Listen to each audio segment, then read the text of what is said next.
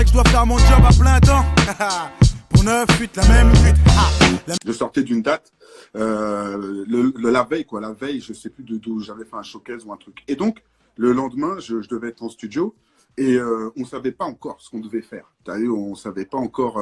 L'album était fini. Voilà, ça c'est important que je dise. L'album était fini. Il manquait un titre. Tu vois. De quel titre l'album? L'album, quel titre? Le premier, hein? Oui, premier album. Mon premier album. Et il manquait un titre. Et si tu veux, quand t'es là, on attendait, on cherchait la vibe de savoir ce qui allait se passer. Tu vois, on avait rendez-vous en studio. Voilà. Et ce qui s'est passé, c'est que Zox, c'est job à plein temps. Et voilà, quoi, je suis devenu ouf. J'ai fait, wow, on s'est regardé, on dit, ouais, tue la prod.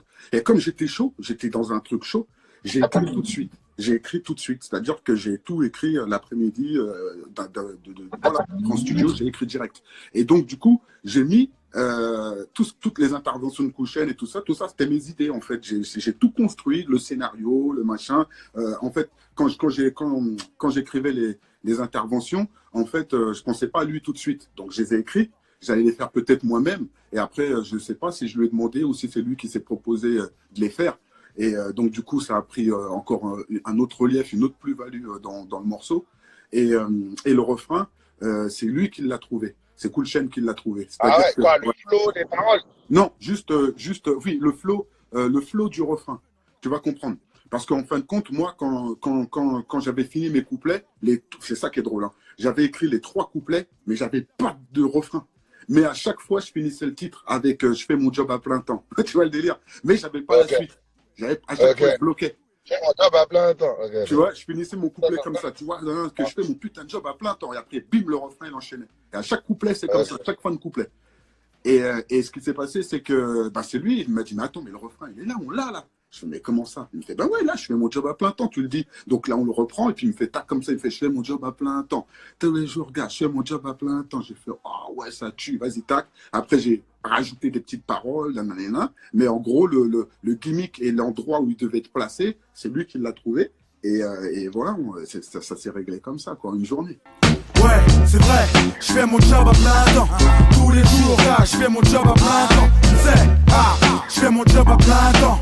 24 sur 24, mon grand, je fais mon job à plein temps. C'est vrai, je fais mon job à plein temps. Tous les jours, là, je fais mon job à plein temps. Tu sais, je fais mon job à plein temps. Et puis, en plus de ça, mec, tu sais que... Parce que tu sortais, les gens ne savent peut-être pas, mais à la base, t'étais un putain d'improvisateur, en vrai, toi. T'es un mec, si t'as vu le film 8 Mile, c'est toute notre vie, c'est toute ta vie, en vrai. Ah oui, carrément. Ça, tu vois. Carrément. Voilà, donc, en fait, ça veut dire que toi, tu as toujours eu cette facilité-là. Alors, sur le couplet, tu t'es vraiment pris la tête. Tu t'es dit, non, là, je suis plus dans l'impro. Là, il y a Kouchen, je suis dans un bail. C'est un disque que tu avais signé. Tu étais en major, là, pour une fois, même. Ouais. Parce qu'avant, on racontera ce qu'il y avait avant, mais.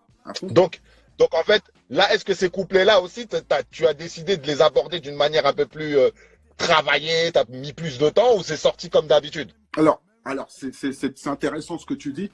Parce que, si tu veux, ça a été plus un challenge pour moi, entre guillemets, parce que comme je te l'ai dit au début, c'était le dernier morceau de l'album, tu vois. Donc, je m'étais mangé déjà plein d'écritures, plein de séances d'enregistrement, plein de choses. Tu vois ce que je veux dire? Et donc, celui-là, c'était comme si je me lâchais un peu, tu vois. C'était comme si c'était le morceau où je disais, voilà, l'album, il est terminé. Là, c'est le dernier morceau que je fais, qui va être dans l'album. Donc, je vais faire un peu une synthèse de moi, de ce que je vais vous présenter. On ne savait même pas que ça allait être le single, hein, c'était après. Mais dans la vibe du truc, moi, quand je faisais le titre, je me disais, je veux que les gens ils entendent que, vas-y, que je suis un putain de rappeur, un putain de kicker, que j'ai encore besoin de le confirmer. Mais c'était pour mon album, ça, tu vois. J'avais encore besoin de le confirmer. Et vas-y, c'est comme ça que dans ma tête, c'était ça. C'était que il fallait que je rappe, que je kick et que je t'explique que, en fin de compte, c'est pas je me la raconte tout ça, c'est que j'aime tellement ça que je le fais à plein temps, t'as vu, c'est-à-dire je fais pas semblant, c'est ça que je voulais expliquer aux gens. Voilà. Je pense que les gens ils l'ont compris. Après, mais c'est marrant parce que c'est marrant parce que là comment tu me parles, tu sais, ça me transporte vraiment à l'époque, tu vois, et c'est vrai que pour le coup, alors effectivement là tu viens d'expliquer qu'en fait c'était le dernier morceau que tu enregistrais en fait. Ouais. Mais c'est pas le premier single, si, à peu près. Hein. Si, ça allait être le premier single. Voilà. Ouais. C'est le premier single, tu vois. Donc en fait, c'était le dernier enregistré, premier sorti. Mais aussi, est-ce que si ça répondait pas aussi à ce besoin, bon là tu me l'as expliqué rapidement, ou à cette demande aussi qui montrait que, frère, t'as vu Busta Flex, nous on est de la même époque. Moi chez Busta, c'était le mec, dès qu'il prenait le chromie, improvisation directe, machin, nanana. Allez, disons les choses comme elles sont. Si nous, on était vraiment inspirés des Onyx, des Wu-Tang, toi, ton inspiration, c'était quand même Busta aussi. Ton blast, c'est ça, non, Busta, c'est un hommage à Busta Rhymes quand même. Tu vois, je veux dire ou pas? On est de cette époque, tu vois. Bien sûr. Et donc, tu avais un peu, donc, t'étais un peu, on va dire, notre équivalent en ce franc, parce que quand t'arrivais, même dans une soirée, sur un concert, en freestyle, frère, allez, en 8 mesures, t'avais tout baisé, frère. J'arrive sur le microphone, on voit un putain de flow, c'est de l'impro. Tu sais, dans la place ici, y'a qu'un pro, c'est Flex Busta, avec ma main Joe et Rosta. Ta Rosta prévenu, sur le microphone, je fais un constat. Tu vois le flow, ici la caméra, les mecs derrière moi représentent 9-3, 9-2, 9-1. Pour les mecs, le succès arrive, Busta Flex. Maintenant, un mec qui improvise à fond, maintenant il fait un album. Ouais, c'est ça, c'était mon cas. Ouais. Voilà, nous, pour le coup, nous, le public, on t'attendait au tournant finalement. Ouais. Et la réponse, finalement, a été, je fais mon job à plein temps, c'est celui-là en fait. Montrer qu'en fait, t'es pas un gamer, c'est pas un jeu pour toi. C'est pas un jeu, voilà, exactement. C'était exactement ça. Exactement. T'as résumé. Mais on l'a reçu, hein, on l'a reçu parce que t'avais aussi quelque part cette plume aussi qui était assez, on va dire, entre guillemets, facile dans le sens où t'as vu les mots, on les comprend directement et comment j'amenais les rimes aussi, tu vois, c'était pas trop compliqué, il y avait des jeux de mots, enfin, c'était ma manière à moi de rapper, quoi, d'écrire et tout ça, quoi, tu vois. Mais ce qui est intéressant, c'est qu'avec le temps, ce que je voudrais rajouter, c'est qu'avec le temps, plus je l'ai fait ce morceau, et même dernièrement quand je le fais, enfin, je le rappe encore avec plus de conviction, encore plus de pêche, tu comprends? Parce que là, je fais une carrière, tu comprends? Donc, quand tu rappes un morceau qui date de 20 piges et qui explique ta mentalité, ben, quand tu le rappes et que tu penses à ton background, c'est encore pire. Tu vois ce que je veux dire? C'est encore mieux parce qu'avant, je le rappais comme un single. Tu comprends ce que je veux dire?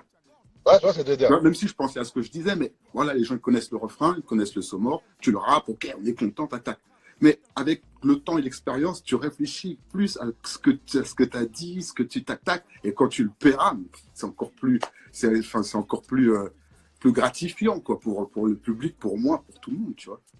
Mais c'est pour ça que je pense, en fait, tu vois, quand on parle de classique, moi, je pense que c'est ça, un classique. Je suis désolé, tu l'as écrit, tu avais peut-être 18, allez, 20 piges. 20 piges. 20 ans plus tard, 22 piges plus tard, frère, tu le chantes encore, quoi. Et tu le chantes en plus avec les gens. C'est-à-dire avec, toi, je sais pas, un public qui a grandi avec Watt, en fait. Toi, je sais pas. Exactement. Et ça rend ouf, ça fait plaisir, quoi. Parce que tu dis, moi, j'ai toujours gardé ce truc-là et je le garde encore de me dire, eh ben, ça fait comme les artistes que je kiffe. T'as vu, quand je regarde leurs concerts ou quand je vais à leurs concerts et que le public, il chante avec eux ou leur classique ou leur truc, tu te dis, enfin, c'est bon, mission accomplie, j'ai réussi. Mais de toute façon, voilà, même avec l'âge d'or, hein, on l'a fait ensemble, t'as bien vu, hein, comment ça se passait et tout ça. Donc, les gens, ils sont contents. C'est exactement ça. C'était notre âge d'or. Mais moi, il y a un titre vraiment que je trouve quand même aussi classique parce qu'il est criant de vérité et il sort du cœur. C'est, je me souviens plus du titre. T'as vu, je suis pas un journaliste, hein, j'ai pas été regarder le truc, mais pourquoi les ailes bleues? Pourquoi Pourquoi le ciel est bleu? Pourquoi l'on vit mieux à deux? Pourquoi l'argent et le pouvoir rendent des amis dangereux? La jalousie, l'hypocrisie, quand elle choisit son camp. Full camp. Qu'est-ce qui a motivé ce titre? Nous, on était là, on sait, plus ou moins, tu vois. Qu'est-ce qui a motivé ce titre? Parce que il y a l'avant Busta et il y a le Busta du moment, tu vois, je sais pas. Carrément. Et c'est quoi? Bah alors bon, je vais pas quand même, ça va pas durer 40 ans quand même parce que il y a des trucs à dire, mais en même temps, j'ai pas trop envie de raconter tout. Non, on est là juste, on se parle entre nous. Voilà. Alors le truc, c'est que quand j'ai écrit ce morceau, je faisais mon album. Donc, personne m'attendait aussi en même temps sur ce truc-là, quelque part. J'étais en train de le préparer. Donc, on ne savait pas quelle date ou quoi qu'est-ce. Et donc, si tu veux, quand j'ai signé, pour moi, c'était une victoire de me dire, voilà, j'ai signé en maison de disques et tout ça. J'ai rappé là dans toutes les soirées à Châtelet, à Paris. J'ai fait toutes les soirées. J'ai respecté le game de fou à Paname. Et si tu veux, je me suis dit, ouais, voilà, malgré ça, j'ai quand même des détracteurs. Il y a des mecs qui m'aiment pas. Il y a des mecs qui veulent me faire des guet-apens. Tout ça, c'était à l'époque, hein, bien sûr. Il s'est passé plein de trucs et tout ça. C'était très compliqué. Moi aussi, hein, j'avoue que j'étais arrogant. Hein. Donc après, l'interprétation de certains mecs aussi, c'était normal. Enfin, ils savaient pas que moi, j'étais du second, voire du troisième degré. Il y en a, ils pensaient que c'était vraiment ce que je disais en impro ou des trucs. Donc ça aussi, il a fallu que je discute avec des mecs pour régler ces trucs-là. Et si tu veux, ce qui s'est passé, c'est que avant que je signe et tout ça, donc tout ça, ça fait partie aussi des trucs qui me prenaient la tête quand j'ai écrit ce morceau. Mais ce qui s'est passé, c'est que avant ça, je devais faire un concert avec une autre équipe, hein, avant que je rencontre Kuchen Exin. Je devais faire un concert à Rennes. Et à ce concert-là, il y avait Expression Directe. Et ça s'est très, très, très mal passé avec eux parce qu'ils ne me connaissaient pas et je ne les connaissais pas non plus. Mais à cause de mauvaises interprétations, eh ben, c'est parti en couille, tu vois. C'est parti en couille de ouf. Et donc après, bon, l'histoire, elle s'est réglée plus ou moins, on va dire, dans les mois qui sont suivis, mais on n'avait pas vraiment réglé ça pour de vrai. Ça s'était tassé, on va dire, mais on n'avait pas réglé pour de vrai. Et donc, moi, tout ça, eh ben, je m'en suis servi pour écrire mon morceau parce que j'avais été déçu avec les mecs avec qui je traînais, les mecs avec qui je pensais que j'allais faire des choses pour mon avenir et tout ça. Eh ben, ils m'ont abandonné parce que quand la bagarre a pété, ils sont partis en courant. Ah, c'est là qu'on voit les vrais. Ben, de ouf, il n'y avait que mon grand frère avec moi. Tu as vu, mon grand frère qui m'accompagnait toujours. Donc, big up d'ailleurs au grand frère. C'était son anniversaire il n'y a pas longtemps. Ouais, c'était son anniversaire en plus. Tu big up, allez. J'ai bossé avec des personnes en qui j'avais confiance. Pendant 4 années, les choses allaient dans le bon sens. Voyage, restaurant, loisirs, choisir entre le meilleur et le meilleur pour mon avenir. Mon avenir, la musique. Mais pour eux, c'était plus pour le fric. Hip-hop de luxe à 50 gosses le sweet. Il fallait que je montre aux gens aussi que j'avais une plume. T'as vu que je savais pas que faire des Nike, des kits, des machins, des flows, tout ça. Il fallait aussi que les gens, ils m'attendaient aussi sur du contenu. Que voilà, quand j'ai reçu l'instru, tout ça, de pourquoi c'est Sulibi Wax qu'il a fait, en plus, donc Big à Sulibi. Ah, Sulibi. Légende. Laisse tomber. Donc à cette époque-là, avoir déjà une prod de Sulibi, c'était quelque chose. Hein. Donc j'étais super content d'avoir. Tu vois, d'avoir une prod de Sulibi. Ah, t'avais tout le monde après dans ton premier album, t'avais un album de Sulibi. Mais bien sûr. Mais attends, moi je me suis fait plaisir. Ah putain, c'est un truc de ouf. Et donc je me suis servi de toutes ces expériences, on va dire, négatives pour écrire ce texte. Parce qu'il fallait que je prouve, comme je te disais, que j'avais du contenu. Et en même temps, j'avais envie de régler mes comptes avec les gens, avec mes détracteurs, quoi, on va dire. Et donc voilà, j'ai écrit le morceau et tout ça. Celui-là aussi d'un trait, d'un trait, mais chez moi, pas en studio, j'étais chez moi pour être vraiment posé, tout ça. Et puis voilà, et puis après voilà, je l'ai posé, et puis voilà, je l'ai posé, et ce morceau-là, c'est devenu un classique aussi, parce que il y avait énormément de sincérité dans ce morceau. J'ai pas triché, j'ai pas menti. J'ai fait la vérité, t'as vu, sans la victime, sans faire la victime ou sans faire le suceur. C'est passé crème. Et voilà, le public, il a compris. Il y a plein de gens qui se sont vus dans cette chanson sans avoir vécu exactement, tu vois. Et ça, si tu veux, ça a aussi eu un super gros impact, autant que Job à plein temps. Si c'est même pas plus, peut-être, parce que vu que c'est un texte et que tu l'écoutes plus que tu le danses, voilà quoi. Les gens, ils me parlent souvent de ce morceau. Voilà. Ouais. Et donc, le truc de ouf, c'est qu'en fait, on nous dit, regarde le mec, comment il est grave chaud, freestyle de ouf, regarde, il est parti en studio, au bout d'un moment, écoute le couplet, là, il a rappé, il avait une banane dans la bouche. Je dis quoi? Donc toi, t'étais un mec des perfs, quoi, des trucs, des expériences en vrai, c'est ça, non? Bah, il fallait, gros, parce que quand t'écoutais, moi j'écoutais des trucs de ouf, t'écoutes des Fushniken, des Onyx, des Gravdigas, des Busta Rhymes, des trucs où tu te dis, tout le monde part en yoku, tout le monde fait des que trucs. Je me dis, vas-y, moi aussi, j'ai envie de faire un que truc de ouf, mais c'est pas venu comme ça moi-même. En fait, on est en studio, là, on parle de l'album de l'Aune, hein, pour les gens qui savent pas. Ça, c'est dans l'album de l'Aune, le morceau s'appelle Les Schizos. Les schizos, et donc, si tu veux, voilà. Et donc, on voulait faire un morceau de ouf. Bref. Mais, au moment des prises de voix, même pas prises de voix, ou je sais même plus, j'étais en cabine, mais je mangeais ma banane, tac. Et je sais pas, à un moment, je sais pas si c'est moi ou l'autre qui dit, vas-y, t'es même pas cap, David, rapper en mangeant ta banane. J'ai fait, quoi? Vas-y, je vais le faire. Ou, je sais pas. qui a eu l'idée. Et quoi qu'il, vas-y, je me suis dit, vas-y, je vais le faire, quoi. Parce que, pourquoi pas faire un délire. Mais si tu veux, on précise pas que je mange une banane. Mais tu comprends. Ouais, il y a un peu, ouais. Voilà. Ouais, on comprend, ouais, on se dit, ouais, mais c'est quoi le. Voilà. Ouais, t'as rappé comme ça avant les grilles, Exactement. Moi, il y a une question comme ça, bête, hein, comme ça, qu'on peut se poser, comme ça, qu'on peut te poser. Ouais. C'est, toi, alors, finalement, quand tu fais ton premier album, là, tu signes. On va dire, voilà, tu signes, on est venu te chercher, c'est ça? C'est que tu quittes une équipe, tu pars dans une autre. Qui vient te chercher, qui te dit, là, tu vas signer, frère, là, ça va changer. Tous tes petits freestyles, là, où tu allais en RER, tout ça, là, c'est terminé. Maintenant, il va y avoir un Yebi. Dans ce que tu vas faire, il y aura un Yebi. Ça va tourner en radio. Qui est venu? Comment t'es? En vrai, alors, je vais te raconter l'histoire simplement. Alors, en fait, c'est ça que c'est drôle, c'est très simple. Il y a pas eu de ça. C'est-à-dire que moi, à un moment donné, je te raconte l'histoire, mais la vraie de vraie. C'est-à-dire que le lendemain de l'histoire avec Express D, c'est-à-dire le lendemain. Quand vous étiez là-bas en province, là? Ouais, ça s'est passé un jeudi. Le vendredi, t'as vu, je vais chez Sony Music parce que j'étais en deal, en édition chez eux via le label avec les mecs que je kiffais, tu vois. Donc, je vais à Sony et je leur dis, vous avez eu ma gueule là? T'as vu, j'étais niqué. Hein. Niqué.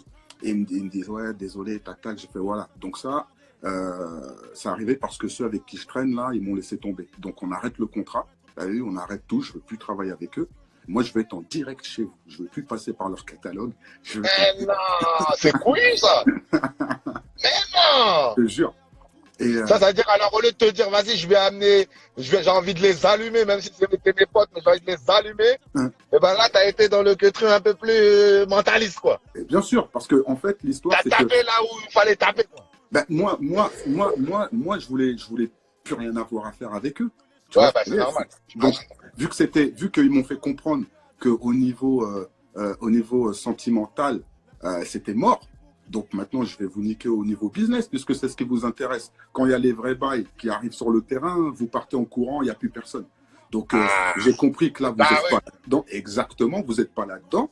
Donc, vas-y, je vais aller sur votre terrain. Mais votre terrain, c'est ça. Donc, vas-y, je travaille plus. Enfin, je vais en direct chez le boss. Et alors? Ils ont dit oui direct. Ils m'ont dit oui. Ah ouais, ils m'ont dit ouais, j'en mets et tout ça. Nanana. Une fois que je sors du bureau de chez Sony, je rentre dans l'ascenseur. Et au moment où je sors de l'ascenseur, je rencontre Cool Chain. Parce que Cool Chain, lui, il était chez Epic, dans la même maison. Chez Sony, c'était Epic. Ouais, chez Sony, mais dans un autre label. Voilà. Et si tu veux, on se rencontre par hasard. T'as vu, c'est-à-dire pas face à face. Et donc, t'as qu'on se voit. Et il me dit, ouais, bon, on se présente, salut, enchanté, tac. Et après, il me dit, oui, t'as 5 minutes là pour parler, tout ça, vite fait. J'ai dit, ouais, vas-y, tac. Mais non. Je te jure. Le grand Cool Chain. Mais grand Cool Chain. Grand Cool Nochet. Normal. C'est grave. Et donc, ce qui se passe, c'est que je dis, vas-y, ok, on y va et tout. On monte, on va dans les bureaux. Et donc, il m'explique. Et il m'explique que voilà, qu'il est au courant de mon buzz, de ce qui se passe autour de WAM. Il a entendu, il aime bien la vibe. Il sait que je viens du 93 comme lui, donc normal, il me fait plaisir, tu vois. Et donc, il me dit, voilà, donc comme je sais qu'il y a des maisons de disques qui sont intéressées pour te signer, moi, je suis intéressé pour réaliser ton premier album, tu vois.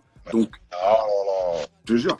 Donc, mais moi, je me mets à ta place à l'époque, t'as vu, bon, les jeunes plus jeunes ne veulent pas comprendre, mais c'est un truc de ouf. Et surtout... Tu l'avais jamais vu, jamais de ta vie, vous êtes vu... Si, quand même, en concert, ça, tu les vois. Ouais, voilà, c'est tout. Mais pas parler, on n'avait jamais parlé en vrai. Et si tu veux, quand il me dit ça, il me dit, tu choisis la maison de disques que tu veux, c'est pas mon problème. T'as vu, moi, je veux réaliser ton album. Donc, voilà, non. sur ma vie. Donc, je savais qu'avec lui, en plus, pour là, t'as fait un touchdown, en fait. T'arrives pour un truc et tu repars avec... Et le lendemain de l'histoire, gros. Le lendemain. Comme quoi, t'as vu, il n'y a pas de hasard. Il y a un Dieu, tu peux pas dire. Ah oui, il n'y a pas de hasard, c'est écrit. Grave. Et donc, ce qui se passe, voilà, donc je lui dis ok, je suis chaud et tout. Je sais pas encore où je vais aller, mais je te dirai. Il me dit ok, pas de problème et tout ça. Et j'ai attendu quoi, un mois, non, deux, 3 mois. Et après j'ai signé juillet 97. J'ai signé direct chez Warner pour 4 albums, bim, avec Cool Chain et tout. Ah, et avec Cool Chain en réel. Ouais. Là, tu connais toute l'histoire. Mais là, mais c'est violent. Tu as fait des classiques seul tout, tu as fait des classiques en feat, tu as fait des classiques avec Format Pips quand même, faut dire ce qu'il y a. Raconte-nous un peu le truc. Est-ce que. Ah oui. C'est comment tu es rentré dans le. Parce que moi, Cool Chain, on est de la même génération, on sait. Tu vois, NTM, c'était des anciens. Quand un ancien, il vient comme ça, il prend la peine de te parler, il te tend la main. Tu sais ce que ça voulait dire à l'époque. Aujourd'hui, peut-être un peu moins, mais à l'époque, on avait ce respect-là. Là. À lui, s'il m'appelle, il me convoque, ça veut dire que tu as vu, je suis là. Grave. Mais maintenant, il faut montrer aussi que je suis là. Et pour le coup, même Format Pips, est-ce que tu n'es pas le plus jeune du coup? Tu n'avais pas cette pression-là du truc? Si, c'était moi. Non, j'avais pas de pression parce que on avait. Mais en fait, tu vas comprendre pourquoi j'avais pas de pression. Parce que Format People, on l'a fait, ça s'est créé vraiment à la fin de mon album, pendant qu'on le préparait avec Cool Chain.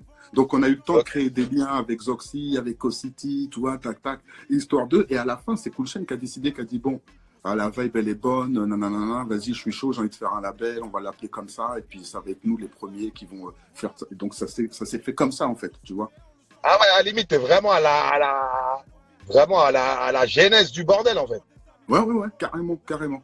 Et si tu veux, sur mon premier album, derrière, il y a écrit For My People, mais c'est pas le vrai logo. Et le label n'était même pas encore monté. Mais c'était pour faire le buzz. Tu vois. Ah, ça tue. Ah, on y a cru, en tout cas. Ouais.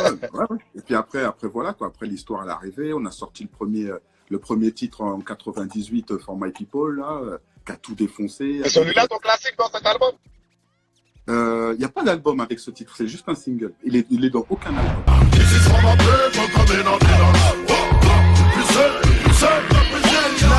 Même fuite de gaz, la même suite de phase. Format People gaz.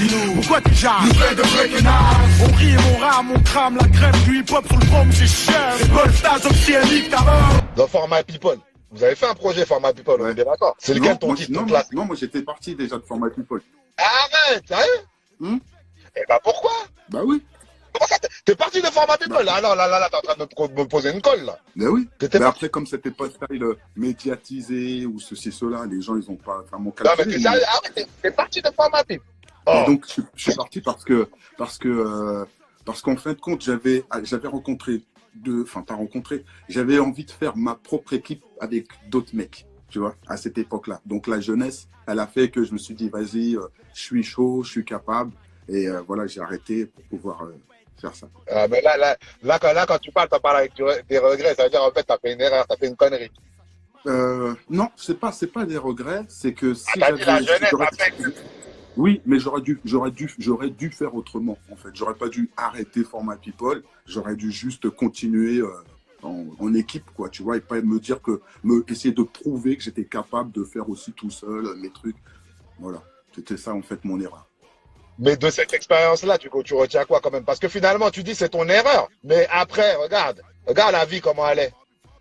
Ah bah oui, mais c'est cool, tout est revenu dans l'ordre. Parce que j'ai été un bon élève aussi, j'ai bien travaillé sans Format People. Donc quelque part, même si eux, ils voyaient ce que je faisais, au moment où Cool Chain, il a eu besoin de moi, ils savaient que j'étais OP, tu vois. Et donc on s'est rabiboché, tout est revenu, même si c'était pas la guerre. Mais tout est revenu dans l'ordre comme si on s'était pas quitté, quoi. Donc quelque part. Et ça, pour le coup, c'est dès qu'ils ont repris NTM, là, il y a déjà quelques années en arrière, hein, déjà. Alors, tu avais déjà convoqué.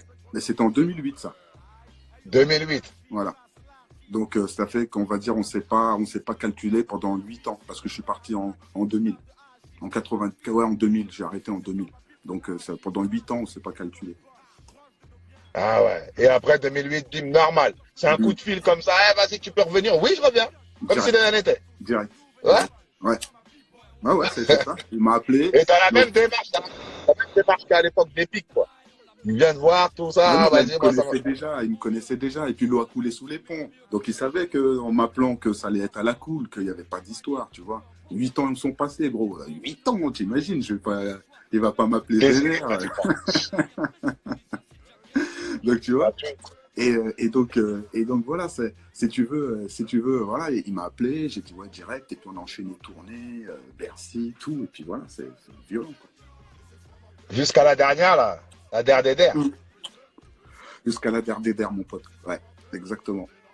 Truc de ouf, ça Je aussi. vais regarder à la télé, j'aurais voulu le voir en live, mais franchement, là, même, tu sais, j'ai aimé votre combi, là, avec Grain de Sable, Cool Chain et Watt. Ouais, Ah, le saumon, là. Ah, il tue le morceau, il tue. Oh là là, la première partie de sa question, alors, enfin, sa question pour lui, c'est Vincent Faupier. Je viens de finir la série validée. Ouais. Le milieu était aussi pourri à l'époque, Busta? On va dire même pire.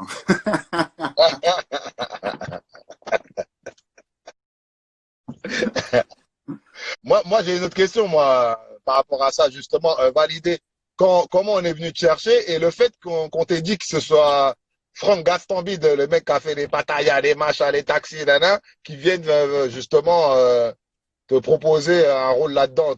Comment t'as vu le truc? Est-ce que Eh ça ben, même tout. si Comment tu t'as eu veux, le contact? on se connaissait déjà avec Franck Gastambide parce qu'il m'avait déjà invité à quelques événements avec lui, tu vois. Et donc, un jour, il m'appelle et puis il me propose, il me dit oui, je suis en train de préparer une série sur le rap français et tout ça. Et j'aimerais bien que tu mettes ta tête dedans vite fait et tout ça. Et donc, il me dit oui, qu'il prépare cette série. Est-ce que je voudrais mettre ma tête dedans? Et j'ai dit ouais, volontiers, bien sûr et tout. En plus, ça tue. Tu fais une série sur le rap, ça déchire. Tu me demandes, ben ça me fait d'autant plus plaisir.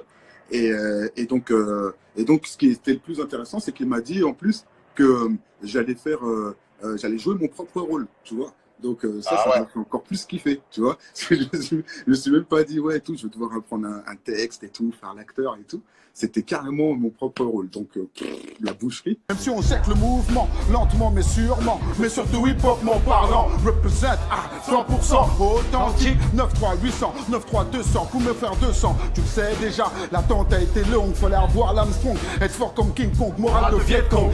Et donc voilà, ça s'est super bien passé, hein. J'ai rappé Job à plein temps, en mode salon, chez Cool Chain, enfin dans la série, quoi, en mode soirée appart. Et voilà, quoi, ça c'est voilà, super bien. Merci Franck, hein, il a tout niqué. Puis la série est tue aussi, hein, faut pas oublier que c'est une série aussi, la première série sur le rap français, t'as vu?